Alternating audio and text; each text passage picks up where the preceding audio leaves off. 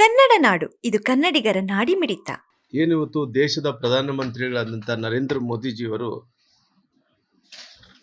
ಮಕ್ಕಳ ಭವಿಷ್ಯದಿಂದ ಅವರ ಹಿತದೃಷ್ಟಿಯಿಂದ ಒಂದು ಮಹತ್ವಪೂರ್ಣವಾದಂಥ ನಿರ್ಣಯವನ್ನು ತಗೊಂಡಂಥ ಕೆಲಸ ಮಾಡಿದ್ದಾರೆ. ಯಾಕಂದರೆ ಮೊನ್ನೆ ಏನು ನೀಟ್ ಪರೀಕ್ಷೆ ವಿಚಾರದಲ್ಲಿ ಭಾಳಷ್ಟು ದೇಶದಾದ್ಯಂತ ಏನು ಗೊಂದಲ ಆಯಿತೋ ಆ ಗೊಂದಲವನ್ನು ನಿರ್ವಹಣೆ ಮಾಡಬೇಕು ಅನ್ನೋಂಥ ಕಾರಣದಿಂದ ಪ್ರಧಾನಮಂತ್ರಿಗಳಾದಂಥ ಕೆಲವು ನಿರ್ಧಾರಗಳನ್ನು ತಗೊಂಡಂಥ ಕೆಲಸ ಮಾಡಿದ್ದಾರೆ. ನಂದಿನ್ ನಿಲ್ಕೇಣಿಯವರು ಏನು ಅವರ ನೇತೃತ್ವದಲ್ಲಿ ಪರೀಕ್ಷಾ ಸುಧಾರಣೆಗಳ ಕುರಿತು ಉನ್ನತ ಮಟ್ಟದ ಕಾರ್ಯಪಡೆಯನ್ನು ರಚನೆ ಮಾಡೋಂಥ ಕೆಲಸ ಮಾಡಿದ್ದಾರೆ.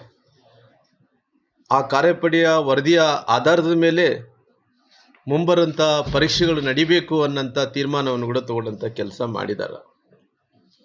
ಏನು ಈ ಪೇಪರ್ ಸೋರಿಕೆ ಪ್ರಕರಣದಲ್ಲಿ ಯಾರ್ಯಾರು ಭಾಗಿಯಾಗಿದ್ದರೋ, ಯಾರ್ಯಾರು ಅದರಲ್ಲಿ ಶಾಮೀಲಾಗಿದ್ದರೋ ಅವರೆಲ್ಲರೂ ಕೂಡ ಜೈಲಿಗೆ ಹಾಕೋಂಥ ಕೆಲಸ ಇವತ್ತು ಕೇಂದ್ರ ಸರ್ಕಾರ ಮಾಡಿದೆ. ಅದರ ಜೊತೆಲಿ ಸಾಕಷ್ಟು ಕಾನೂನುಗಳನ್ನು ಕೂಡ ಮಾಡೋಂಥ ಕೆಲಸ ಕೂಡ ಮಾಡಿದೆ.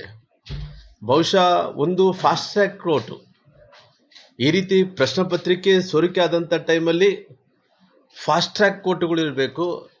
ಆ ಫಾಸ್ಟ್ ಟ್ರ್ಯಾಕ್ ಕೋರ್ಟಲ್ಲಿ ಕೂಡ ಸಾಕಷ್ಟು 3 ತಿಂಗಳ ಒಳಗಡೆ ಇತ್ಯರ್ಥ ಆಗಬೇಕು ಅನ್ನೋಂಥ ತೀರ್ಮಾನವನ್ನು ಕೂಡ ಇವತ್ತು ಹೊಸ ಫಾಸ್ಟ್ ಟ್ರ್ಯಾಕ್ ಕೋರ್ಟ್ಗಳನ್ನು ಕೂಡ ಸ್ಥಾಪನೆ ಮಾಡೋಂಥ ಕೆಲಸ ಆಗಿದೆ.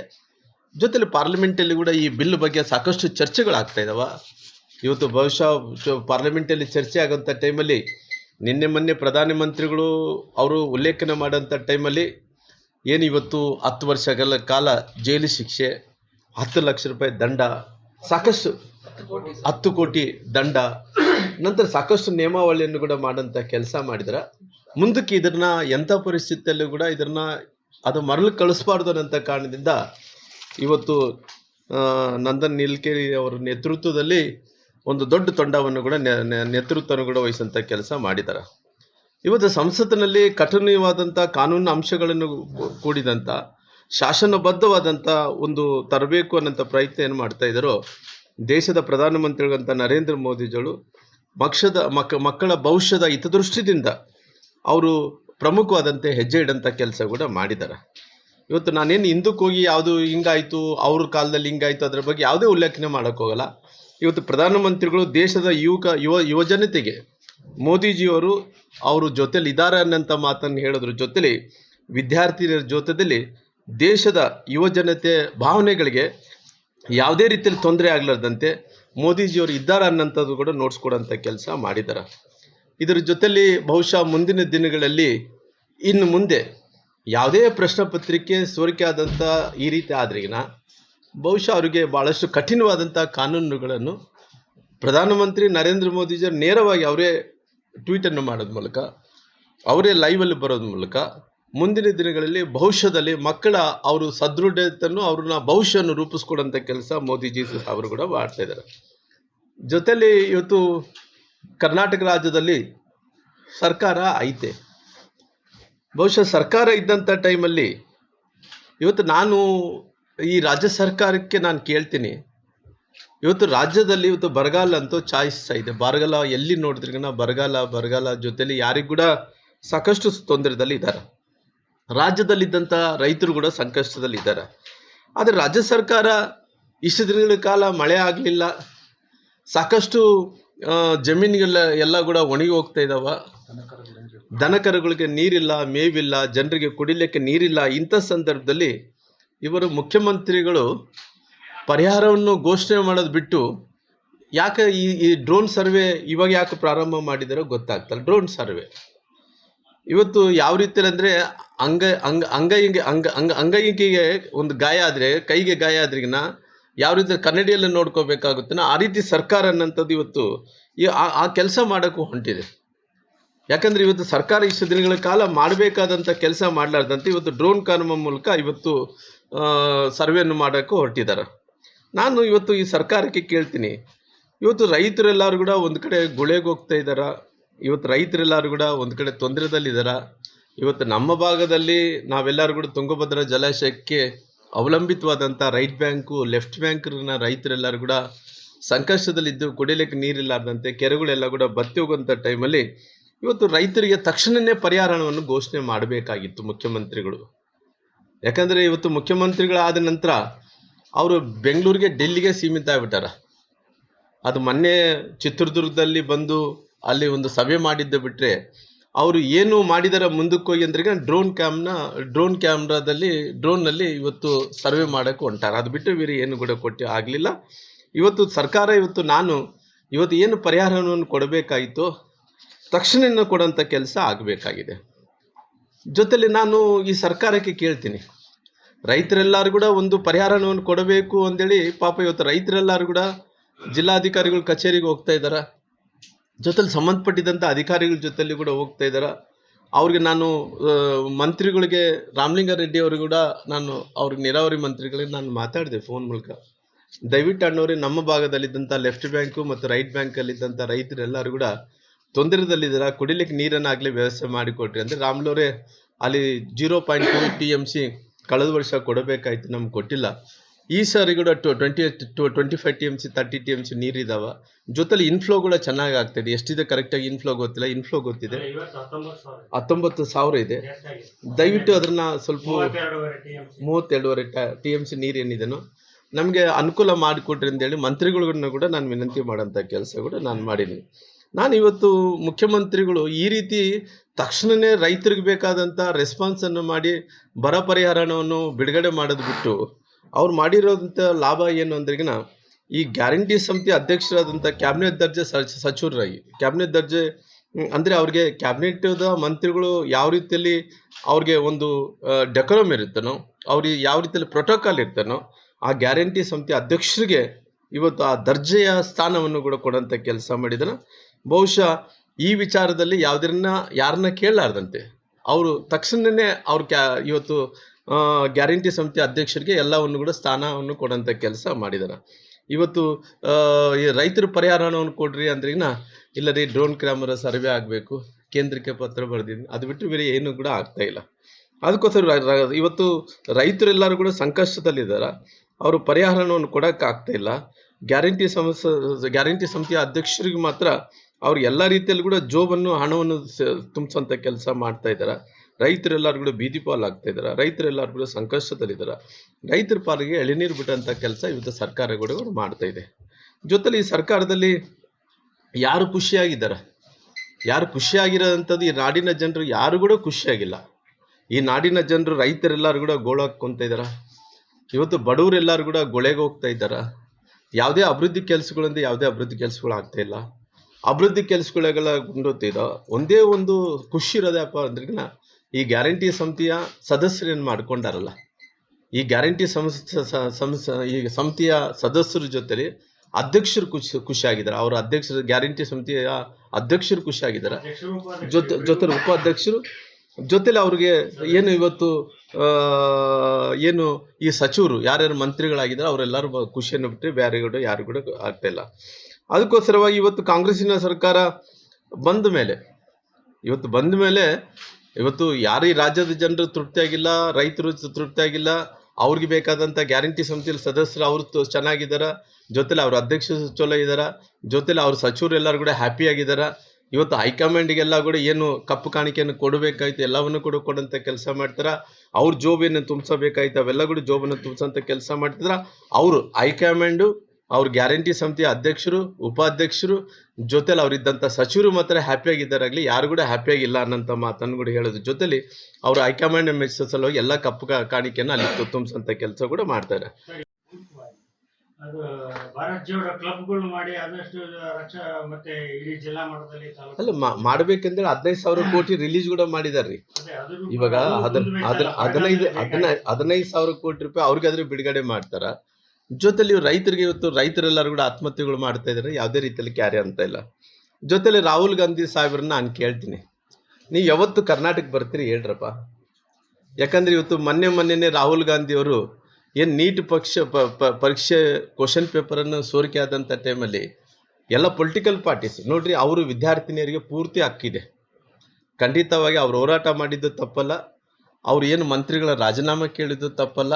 ಆದರೆ ಅವರು ಹೋರಾಟದ ನಿಂದನೆ ಪ್ರಧಾನಮಂತ್ರಿಗಳು ಮಕ್ಕಳ ಜೊತೆಲಿ ಇದ್ದೀನಿ, ವಿದ್ಯಾರ್ಥಿನಿಯರ ಜೊತೆಲಿ ಇದ್ದೀನಿ ಅನ್ನೋಂಥ ಕಾರಣದಿಂದ ದೇಶದಲ್ಲಿ ಕೆಲವೊಂದು ಈ ಫಿಡಲ್ ಸಿಸ್ಟಮ್ನ ನಾಯಕರಿದ್ದಾರೆ ನೋಡು, ದೇಶದಲ್ಲದಂಥ ಯುವಕರನ್ನ ದಾರಿ ತಪ್ಪಿಸಬಾರ್ದು ಅನ್ನೋಂಥ ಕಾರಣದಿಂದ ಪ್ರಧಾನಮಂತ್ರಿಗಳು ಧರ್ಮೇಂದ್ರ ಪ್ರಧಾನ್ ನಿರ್ಧಾರ ತಗೊಂಡು ನಮ್ಮ ಕ್ಯಾಬಿನೆಟ್ ಸಚಿವರು ಎಲ್ಲರಿಗೂ ನಿರ್ಧಾರ ತಗೊಂಡು ರಾಜೀನಾಮೆಯನ್ನು ಕೊಡಿಸಿದ್ದಾರೆ.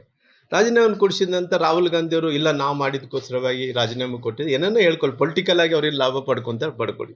ಜೊತೆಲಿ ನಾನು ಕೇಳ್ತೀನಿ, ಈ KPSC ಹಗರಣ ಬಗ್ಗೆ ನೀವು ಯಾರು ರಾಜೀನಾಮೆ ಕೊಡಬೇಕಲ್ಲ, ಯಾರು ರಾಜೀನಾಮೆ ಕೊಡಬೇಕಲ್ಲ? KPSC ಹಗರಣ ಇಷ್ಟೊಂದು ದೊಡ್ಡ ಹಗರಣ ಆಗಿದೆ, ಭ್ರಷ್ಟಾಚಾರ ಆಗಿದೆ, ಯಾರು ರಾಜೀನಾಮೆಯನ್ನು ಕೊಡಬೇಕು? ಇವತ್ತು ದೆಹಲಿಯಲ್ಲಿ ಪ್ರತಿಭಟನೆ ಮಾಡಿದಂಥ ರಾಹುಲ್ ಗಾಂಧಿಯವರು ಇವತ್ತು ಕರ್ನಾಟಕ ಹೋಗಿ ಬರ್ತೀರಿ ಅಂತೇಳಿ ತಾವು ಹೇಳಬೇಕಲ್ಲ. ನಾನು ಕೇಳ್ತೀನಿ, ಇವತ್ತು ಮೊನ್ನೆ ಡೆಲ್ಲಿ ಪ್ರತಿಭಟನೆ ಸಂದರ್ಭದಲ್ಲಿ ಏನು ರಾಹುಲ್ ಗಾಂಧಿ ಇದ್ದಲ್ಲ, ರಾಹುಲ್ ಗಾಂಧಿ ಏನು ಕಾರ್ ಇತ್ತು ಆ ಕಾರ್ ಹಿಂದ್ಗಡೆ ನಮ್ಮ ಮುಖ್ಯಮಂತ್ರಿಗಳು ಬಾಡಿಗಾರ್ಡ್ ಥರ ಓಡೋಗ್ತಿದ್ದ. ಅವರು ರಾಹುಲ್ ಗಾಂಧಿ ಕಾರ್ ಹಿಂದ್ಗಡೆ ಬಾಡಿಗಾರ್ಡ್ ಥರ ಓಡೋಡಿ ಹೋಗ್ತಿದ್ದ.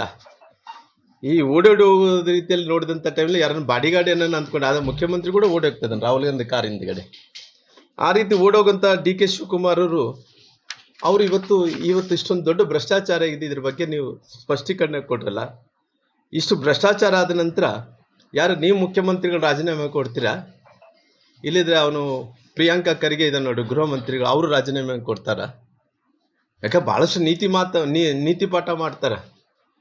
ಇಲ್ಲ ನಮ್ಮ ಒತ್ತಾಯದಿಂದನೇ ಅಲ್ಲಿ ರಾಜೀನಾಮೆ ಆಯಿತು, ನಮ್ಮ ಹೋರಾಟದಿಂದನೇ ರಾಜೀನಾಮೆ ಆಯಿತು. KPSC ಹಗರಣ ಇಷ್ಟೊಂದು ದೊಡ್ಡ ಭ್ರಷ್ಟಾಚಾರ ಆಗಿದೆ, ಬ್ರಹ್ಮಾಂಡ ಭ್ರಷ್ಟಾಚಾರ ಆಗಿದೆ. ಯಾರನ್ನ ಇವತ್ತು ನೀವು ರಾಜೀನಾಮೆ ಕೊಡಿಸಿ? ಮುಖ್ಯಮಂತ್ರಿಯನ್ನ ರಾಜೀನಾಮೆ ಕೊಡಲಿ, ಇಲ್ಲಿದ್ದ ಗೃಹ ಮಂತ್ರಿಗಳನ್ನ ರಾಜೀನಾಮೆ ಕೊಡಲಿ, ಇಲ್ಲ ಅವ್ರು ಸಂಬಂಧಪಟ್ಟಿದಂಥ ಶಿಕ್ಷಣ ಸಚಿವರನ್ನಾಗಲಿ ಅವ್ರಿಗೆ ಸಂಬಂಧಪಟ್ಟಿದಂಥ ಮಂತ್ರಿಗಳನ್ನಾಗಲಿ ಕೊಡಲಿ. ಅದಕ್ಕೂ KPSC ಹಗರಣ ವಿಚಾರದಲ್ಲಿ ನೋಡಿದಂಥ ಟೈಮಲ್ಲಿ KPSCಯಲ್ಲಿ ಪರೀಕ್ಷೆ ಬರೆದಂಥ ಮಕ್ಕಳು ಇವತ್ತು ಅವ್ರ ಭವಿಷ್ಯಕ್ಕೆ ಯಾರು ಹೊಣೆ? ಅವ್ರ ಭವಿಷ್ಯಕ್ಕೆ ಯಾರು ಹೊಣೆಗಾರ ಆಗ್ತೀರಿ? ಜೊತೆಲಿ ಇಷ್ಟೊಂದು ಭ್ರಷ್ಟಾಚಾರ ಆದಂಥ ಟೈಮಲ್ಲಿ ಕೂಡ ಎಲ್ಲ ವಿದ್ಯಾರ್ಥಿನಿಯರು ಹೋಗಿ ಪೊಲೀಸ್ ಸ್ಟೇಷನ್ದಲ್ಲಿ ಕುಂತು ಕಂಪ್ಲೇಂಟನ್ನು ಕೊಡಬೇಕಂದೇಳಿ ಕುಂತಂಥ ಟೈಮಲ್ಲಿ ಈ ಸರ್ಕಾರ ಎಷ್ಟು ಬೇಜವಾಬ್ದಾರಿ ತೊಗೊಂಡ್ರಿ. 3 ತಾಸುಗಳ ಕಾಲ 3 ಗಂಟೆಗಳ ಕಾಲ ದೂರು ಸ್ವೀಕಾರ ಮಾಡೋ ಸಲುವಾಗಿ ಕಂಪ್ಲೇಂಟನ್ನು ಸ್ವೀಕಾರ ಮಾಡೋ ಸಲುವಾಗಿ 3 ತಾಸು ಕೊಡ್ತಾರೆ. ಈ 3 ತಾಸನ್ನ ಅರ್ಥ ಏನು? ಮಕ್ಕಳನ್ನ ಕಂಪ್ಲೇಂಟನ್ನು ಕೊಡೋಕೆ ಹೋದಂಥ ಮಕ್ಕಳನ್ನು 3 ತಾಸು ಪೊಲೀಸ್ ಸ್ಟೇಷನ್ದಲ್ಲಿ ಕೂಡಿಸ್ಕೊಂತೀರಿ ಅಂದ್ರಿಗಿನ ಇದ್ರ ಜವಾಬ್ದಾರಿ ಯಾರು ಹೊಣೆಗಾರಿಕೆಯನ್ನು ಹೊತ್ತಬೇಕಾಗಿದೆ? ಇದು ಪೊಲೀಸ್ ಸ್ಟೇಷನ್ದಲ್ಲಿ ರಿಜಿಸ್ಟ್ರ್ ಮಾಡಬೇಕು ಅಂತ ಹೋದಂಥ ಟೈಮಲ್ಲಿ ಅವ್ರ ಮೇಲೆ ಒತ್ತಡ ಇರೋಂಥ ಕೆಲಸ ನೀವು ಮುಖ್ಯಮಂತ್ರಿಗಳು ಮಾಡಿದರೆ, ಗೃಹ ಮಂತ್ರಿಗಳು ಮಾಡಿದರೆ ಇದನ್ನು ಸ್ಪಷ್ಟೀಕರಣ ಕೊಡೋಂಥ ಕೆಲಸ ಮುಖ್ಯಮಂತ್ರಿಗಳು ಮಾಡಬೇಕು ಅನ್ನೋಂಥ ನಾನು ಕೂಡ ಅವ್ರಿಗೆ ಆಗ್ರಹಿಸ್ತೀನಿ. ಜೊತೆಲಿ ವಿದ್ಯಾರ್ಥಿನಿಯರು ಒಂದು ಕಡೆ ದೂರು ಸ್ವೀಕಾರ ಮಾಡೋಂಥ ಟೈಮಲ್ಲಿ ಲೇಟು ಮಾಡಿದಾರ, 3 ತಾಸುಗಳ ಕಾಲ ಅವರು ಕೂಡಿಸ್ಕೊಂಡಿದ್ದಾರೆ, ಅವ್ರಿಗೆ ತೊಂದರೆಯನ್ನು ಮಾಡಿದ್ದಾರೆ. ಈ ಸರ್ಕಾರ ಯಾವುದೇ ರೀತಿಯಲ್ಲಿ ಕೂಡ ಕಿಮ್ಮತ್ತು ಕೊಡ್ತಾ ಇಲ್ಲ. ಅದಕ್ಕೋಸ್ಕರವಾಗಿ ಇವತ್ತು ರಾಹುಲ್ ಗಾಂಧಿ ಅವ್ರನ್ನ ನಾನು ಬರ್ಲಿಕ್ಕೆ ಹೇಳ್ತೀನಿ. ಯಾಕಂದ್ರೆ ನೀಟ್ ಪರೀಕ್ಷೆದಲ್ಲಿ ಭಾಳ ದೊಡ್ಡ ಹೋರಾಟ ಮಾಡಿದಾರಲ್ಲ, ನಿಮ್ಮ ಸರ್ಕಾರದಲ್ಲಿ ಇವತ್ತು ಬ್ರಹ್ಮಾಂಡ ಭ್ರಷ್ಟಾಚಾರ ಇದೆ. ಇವತ್ತು KPSC ಪರೀಕ್ಷೆಯಲ್ಲಿ ವಿದ್ಯಾರ್ಥಿನಿಯರಿಗೆ ಭಾಳಷ್ಟು ತ್ರಾಸಾಗಿ ಅವ್ರಿಗೆ ಯಾವುದೇ ರೀತಿಯಲ್ಲಿ ಏನು ನ್ಯಾಯ ಸಿಗಬೇಕಾಗಿದೆ ಸಿಕ್ಕಿಲ್ಲ. ದಯವಿಟ್ಟು ಕರ್ನಾಟಕ ಕೂಡ ಬಂದು ರಾಹುಲ್ ಗಾಂಧಿ ಅವ್ರ ಪ್ರತಿಭಟನೆ ನಾನು ಮಾಡಬೇಕು ಅನ್ನೋಂಥ ಒತ್ತಾಯವನ್ನು ಕೂಡ ಮಾಡ್ತೀನಿ. ನಾನು ನೋಡ್ತಾ ಇದ್ದೆ, ನಾನು ನಿನ್ನೆ ಸಿದ್ದರಾಮಯ್ಯ ಸಾಹೇಬರ ಹೇಳಿಕೆಯನ್ನು ಕೂಡ ನೋಡ್ತಾ ಇದ್ದೆ. 2028 ಚುನಾವಣೆಗೆ ನಾನು ವಿಧಾನಸಭೆ ಚುನಾವಣೆಯಲ್ಲಿ ಸ್ಪರ್ಧೆ ಮಾಡೋದಿಲ್ಲ ಅನ್ನೋಂಥ ಮಾತು ಮಾಜಿ ಮುಖ್ಯಮಂತ್ರಿಗಳಂತ ಸಿದ್ದರಾಮಯ್ಯ ಹೇಳಿದ್ದಾರೆ. ಅವರು ರಾಜಕೀಯವಾಗಿ ಅವರು 2028ಗೆ ನಾನು ರಾಜಕೀಯವಾಗಿ ನಿವೃತ್ತ ಆಗ್ತೀನಿ, ರಾಜಕಾರಣದಲ್ಲಿ ನಿಲ್ಲಲ್ಲ ಅನ್ನೋದಿದ್ರೆ ಭಾಳ ಚೆನ್ನಾಗಿರ್ತಿತ್ತು. ಅವ್ರು ಹೇಳಿದಂಥ ಮಾತೇನು? ಮಾಜಿ ಮುಖ್ಯಮಂತ್ರಿಗಳು ರಾಜಕೀಯ ತುಂಬ ಕಲುಷಿತವಾಗಿದೆ ಅಂದರೆ ನಾನು ಕೇಳ್ತೀನಿ. ಇವತ್ತು DK ಶಿವಕುಮಾರ್ ಅವರು ಮುಖ್ಯಮಂತ್ರಿ ಆದ ಮೇಲೆ ಅವ್ರಿಗೆ ಯಾಕೆ ಈ ರೀತಿ ಅನಿಸ್ತೈತೆ ಅನ್ನೋದು ಒಂದು ಕೂಡ ಗೊತ್ತಿಲ್ಲ. ಯಾಕೆಂದರೆ ರಾಜಕೀಯ ಕಲುಷಿತ ಆಗಿದೆ ಅಂದ್ರಿಗಿನ ಅವರು 2023ರಲ್ಲಿ ಮುಖ್ಯಮಂತ್ರಿ ಆದ ನಂತರ ಅಲ್ಲಿ ಕಲುಷಿತ ಆಗಿದ್ದಿಲ್ಲನ. ಈಗ ಮುಖ್ಯಮಂತ್ರಿಗಳು ಶಿವಕುಮಾರ್ ಆದ ನಂತರ ರಾಜಕೀಯ ಭಾಳಷ್ಟು ಕಲುಷಿತವಾಗಿದೆ. ಈ ಕಲುಷಿತ ಆಗಿದೆ ಅಂದ್ರಿಗಿನ ಅವ್ರು ಏನನ್ನ ಮುಖ್ಯಮಂತ್ರಿಗಳು ಶಿವಕುಮಾರ್ ಆದ ನಂತರ ಈ ರೀತಿ ಅನಿಸುತ್ತದೆ ಅನ್ನೋದಂತೇಳಿ ನನಗೇನು ಗೊತ್ತಿಲ್ಲ. ಹಂಗಾಗಿ DK ಶಿವಕುಮಾರನು ಮುಖ್ಯಮಂತ್ರಿಗಳಾದ ಮೇಲೆ ಸಿದ್ದರಾಮಯ್ಯವ್ರನ್ನ ನಡ್ಕೊಂಡಂಥ ರೀತಿಯನ್ನ ಚೆನ್ನಾಗಿಲ್ಲನೋ, ಅವ್ರಿಗೇನನ್ನು ಅಪಮಾನ ಮಾಡೋಂಥ ಕೆಲಸ ಆಗಿದೆನೋ, ಏನು ನೋವಿನಿಂದ ರಾಜಕೀಯ ಕಲುಷಿತ ಆಗಿದೆ ಅನ್ನೋಂಥ ಮಾತು ಏನು ಹೇಳಿದಾರೋ ಅದು ಯಾವುದೇ ರೀತಿಯಲ್ಲೂ ಕೂಡ ಒಂದು ರೀತಿ ನಮಗೆ ಗೊತ್ತಾಗ್ತಾ ಇಲ್ಲ. ಅಧಿಕಾರ ಹೋದ್ಮೇಲೆ ಈ ರೀತಿ ಕಲುಷಿತ ಆಗಿದೆನಾ, ಇಲ್ಲ ಅಂದ್ರೆ ಅವ್ರು ಏನಾದ್ರು DK ಶಿವಕುಮಾರ್ ಅವರು ಮುಖ್ಯಮಂತ್ರಿ ಆದ್ಮೇಲೆ ಕಲುಷಿತ ಆಗಿದೆನಾ, ಮುಂದಕ್ಕೆ ರಾಜಕೀಯ ನಿವೃತ್ತಿ ಆಗ್ತೀನಿ ಅಂದ್ರೆ ಹೌದಪ್ಪ ನಿವೃತ್ತಿ ಆಗ್ತಾನೆ ಅಂದ್ರೆ ರಾಜಕೀಯ ಕಲುಷಿತ ಆಗಿದ್ದಾನಂತ ಮಾತು ಹೇಳಿದ್ರಿಂದ ಎಲ್ಲೋ ಒಂದು ಕಡೆ ಅಸಮಾಧಾನ ಇದೆ ಅನ್ನಂತ ವಿಚಾರವನ್ನು ಕೂಡ ಅವ್ರಿಗೆ ಹೇಳಂತ ಕೆಲಸಗಳು. ಚುನಾವಣಾ ರಾಜಕಾರಣದಿಂದ ದೂರ ಇರ್ತೀನಿ ಅಂದ್ರೆ ಸಕ್ರಿಯವಾಗಿ ರಾಜಕೀಯವಾಗಿರ್ತೀವಿ ಅಂತ ಅವರು ಹೇಳಂತಾರೆ. ಅಲ್ಲ, ಅವರು ಕಲುಷಿತ ಆಗಿದ್ದಾನಂತ ಮಾತನ್ನು ಹೇಳಿದ್ದಾರೆ, ಆ ಪದ ಬಳಸಿದ್ದಾರೆ. ರಾಜಕೀಯ ಕಲುಷಿತ ಆಗಿದ್ದಾನಂತ ಶಬ್ದವನ್ನು ಕೂಡ ಅವರು ಬಳಸಿದ್ದಾರೆ. ಹಂಗಾಗಿ ಸಿದ್ದರಾಮಯ್ಯರು ಅಧಿಕಾರದಲ್ಲಿ ಇರೋ ತನಕ ಅದೆಲ್ಲ ಕೂಡ ಸರಿ ಇತ್ತು, ಶುದ್ಧವಾಗಿತ್ತು. ಅಂದ್ರೆ ಸಿದ್ದರಾಮಯ್ಯ ಸಾಹೇಬರು ಎಲ್ಲಿ ತನಕ ಅಧಿಕಾರದಲ್ಲಿ ಇದ್ರೋ ಅಲ್ಲಿ ತನಕ ಇದು ಸರಿಯಾಗಿತ್ತು, ಶುದ್ಧವಾಗಿತ್ತು, ಕಲುಷಿತ ಆಗಿದ್ದಿಲ್ಲ. ಆದರೆ DK ಶಿವಕುಮಾರ್ ಅವರು ಮುಖ್ಯಮಂತ್ರಿ ಆದಮೇಲೆ ರಾಜಕೀಯ ಹಾಳಾಗಿದೆ ಅನ್ನೋಂಥ ಮಾತು ನಾನು ಹೇಳಿದಂಥ ಮಾತಲ್ಲ, ಮಾಜಿ ಮುಖ್ಯಮಂತ್ರಿಗಳು ಸಿದ್ದರಾಮಯ್ಯರು ಹೇಳಿರೋಂಥ ಮಾತು. ಹಂಗಾಗಿ ಇವತ್ತು ಸೀನಿಯರ್ ಲೀಡರ್ಗಳು ಹೇಳಿದಂಥ ಮಾತು. ಹಂಗಾಗಿ ಇವತ್ತು ರಾಜ್ಯದಲ್ಲಿ ಬಹುಶಃ ಈ ರಾಜ್ಯದ ಮುಖ್ಯಮಂತ್ರಿಗಳು ಮುಂದಕ್ಕೆ ಏನಾಗುತ್ತೆ ಅನ್ನೋಂಥ ಗೊತ್ತಿಲ್ಲ. ಆಗಲಿ ಸದ್ಯಕ್ಕಿಂತ ವಾತಾವರಣದಲ್ಲಿ ಅವರು ಪಾರ್ಟಿಯಲ್ಲಿ ಕೂಡ ಚೋಲೆ ಇಲ್ಲ, ಸಿದ್ದರಾಮಯ್ಯ ಸಾಹೇಬರು ಕೂಡ ರಾಜಕೀಯವಾಗಿ ಕಲುಷಿತ ಆಗಿದೆ, ಸರಿ ಇಲ್ಲ ಅನ್ನೋಂಥ ಮಾತು ಅವರು ಹೇಳಿರೋ ಕಾರಣ ಇವತ್ತು ರೈತರೆಲ್ಲರೂ ಕೂಡ ಸಂಕಷ್ಟದಲ್ಲಿದ್ದಾರೆ. KPS ಹಗರಣ ಏನಾಗಿದ್ದು ಅದರ ಬಗ್ಗೆ ಹೋರಾಟ ಮಾಡೋ ಸಲುವಾಗಿ ರಾಹುಲ್ ಗಾಂಧಿ ಅವರು ಕೂಡ ಬರಬೇಕು, ಆ ಹೋರಾಟವನ್ನು ಕೂಡ ಮಾಡಬೇಕು. ನಮ್ಮ ಕರ್ನಾಟಕ ರಾಜ್ಯದಂಥ ಮಕ್ಕಳು ಕೂಡ ಅವ್ರಿಗೆ ನ್ಯಾಯವನ್ನು ಕೊಡಿಸ್ಬೇಕನ್ನೋಂಥ ಒತ್ತಾಯವನ್ನು ಕೂಡ ಮಾಡ್ತೀನಿ. ಬಹುಶಃ ನಾನು ಕೇಳ್ತೀನಿ, ಕೇವಲ ಕರ್ನಾಟಕದಲ್ಲಿ ಕಾಂಗ್ರೆಸ್ ಸರ್ಕಾರ ಇರೋ ಕಾರಣ ಎಲ್ಲ ಮಾಡಿದ್ರೆ ಎಲ್ಲ ಮುಚ್ಕೊಂಡು ಹೋಗುತ್ತೆ ಅಂತೇಳಿ ಕೇವಲ ಸತ್ಯ ಹರಿಶ್ಚಂದ್ರ ಡೆಲ್ಲಿಯಲ್ಲಿ ಯಾವ ರೀತಿಯಲ್ಲಿ ಹೋರಾಟ ಮಾಡಿದ್ರು, ಕರ್ನಾಟಕದಲ್ಲಿ ಕೂಡ ಮಾಡಬೇಕು ಅನ್ನೋಂಥ ಒತ್ತಾಯವನ್ನು ಕೂಡ ಮಾಡಿಕೊಡೋಂಥ ಕೆಲಸ ಮಾಡ್ತೀನಿ.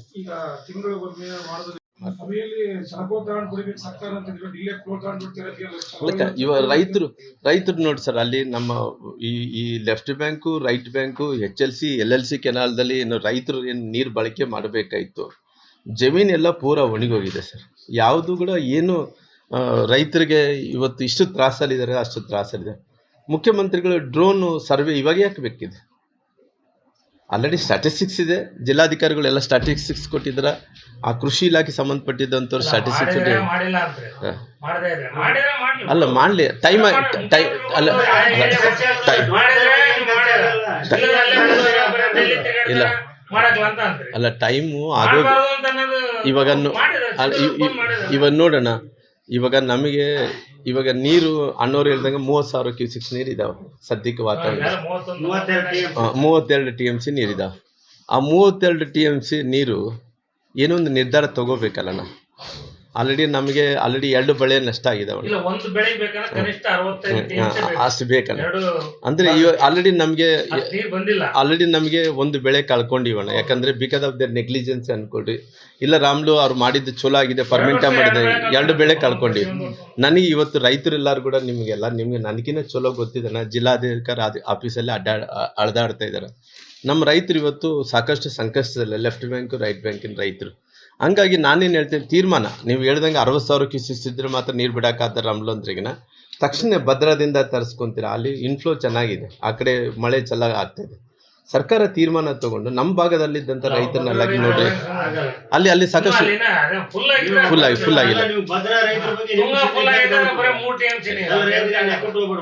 ಇಲ್ಲ, ಆ ಕಡೆ ರೈತರು ಕೂಡ ಸಮೃದ್ಧಿ ಆಗಿದ್ದಾರೆ, ಮಳೆ ಚಲೋ ಆಗ್ತದೆ.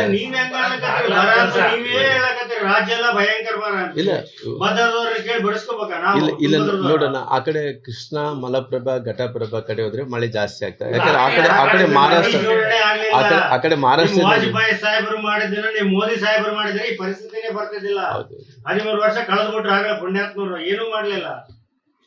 ಸಮಸ್ಯೆ ಅಲ್ಲಿ ಇರೋದು. ವಾಜಪೇಯಿ ಚಿಂತನೆ ಇತ್ತು, ನದಿ ಜೋಡಣೆ ಆದ್ರೆ ಬಹುಶಃ ಈ ಪರಿಸ್ಥಿತಿ ಇರ್ತಿರ್ಲಿಲ್ಲ.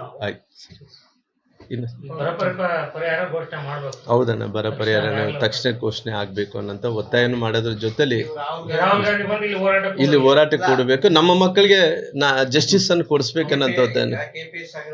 ಸಮಗ್ರ ಸುದ್ದಿಗಳಿಗಾಗಿ ತಪ್ಪದೆ ನೋಡಿ ಕನ್ನಡ ನಾಡು ವಾಹಿನಿ. ಸಬ್ಸ್ಕ್ರೈಬ್ ಮಾಡಿಕೊಳ್ಳಲು ಕೂಡಲೇ ಪಕ್ಕದಲ್ಲಿ ಕಾಣುವ ಬೆಲ್ ಐಕಾನ್ ಕ್ಲಿಕ್ ಮಾಡಿ ನೋಟಿಫಿಕೇಶನ್ ಪಡೆಯಿರಿ.